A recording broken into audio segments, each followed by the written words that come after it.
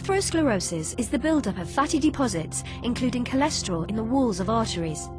It's a major cause of cardiovascular disease, including stroke and heart attack, and contributes to the death of around 70 million people worldwide every year. This short presentation illustrates the key stages in its development and its main impact on cardiovascular health. Cholesterol is a natural, fat-like substance and is essential to health. However, too much cholesterol in your blood can be harmful. Cholesterol is produced in the liver, but can also be found in certain foods, such as those high in saturated fats. There are many types of cholesterol. The main type involved in atherosclerosis is called LDL-C, or bad cholesterol. Another type of cholesterol, HDL-C, is called good cholesterol. It's important to increase HDL-C as well as reduce LDL-C when treating high cholesterol. A normal artery wall consists of three main layers: a thin, smooth layer that lines the inside of the artery to help blood flow, a muscular, elastic layer that helps the artery pulse to push blood around the body, and a tough outer layer to protect the artery. The exact cause of atherosclerosis is not known, but several factors, including smoking, high blood pressure, diabetes, and high cholesterol, are known to damage the smooth lining of the artery and contribute to atherosclerosis. Once this layer is damaged, the bad cholesterol, LDL-C, can get into the wall of the artery. There are four key stages in the development of atherosclerosis. The body tries to defend against the invasion of LDL-C into the artery walls by activating specialized cells called macrophages to consume the LDL-C. They become enlarged cholesterol-enriched cells called foam cells that are embedded in the vessel wall.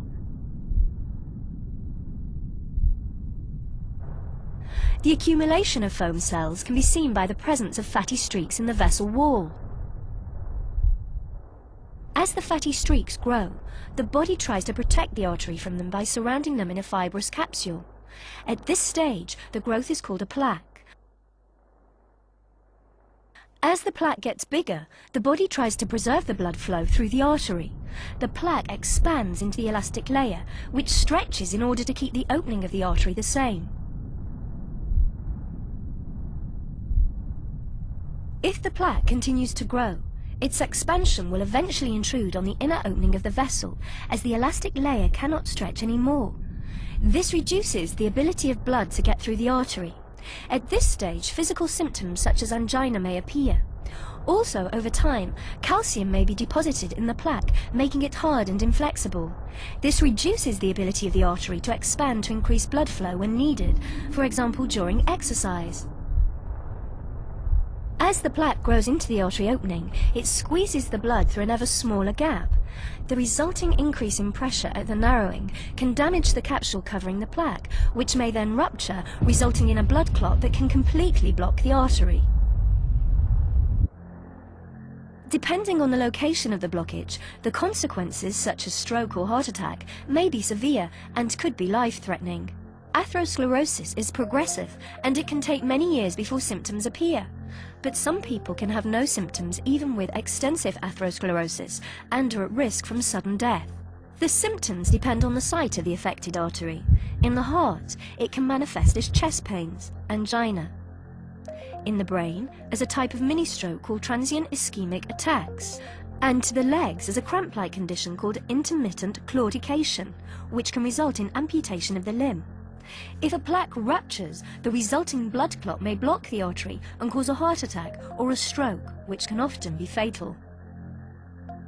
Atherosclerosis may cause the artery wall to weaken, causing it to bulge under the pressure from the blood. This bulge, called an aneurysm, can rupture, and the resulting bleed, called a hemorrhage, can be fatal. We hope, after this presentation, that you understand how the bad cholesterol LDL-C contributes to cardiovascular disease and atherosclerosis, and what that means for your health. We also hope you appreciate why always taking your medication, as prescribed by your doctor, is so important in maintaining low LDL-C and high HDL-C in order to reduce your cardiovascular risk.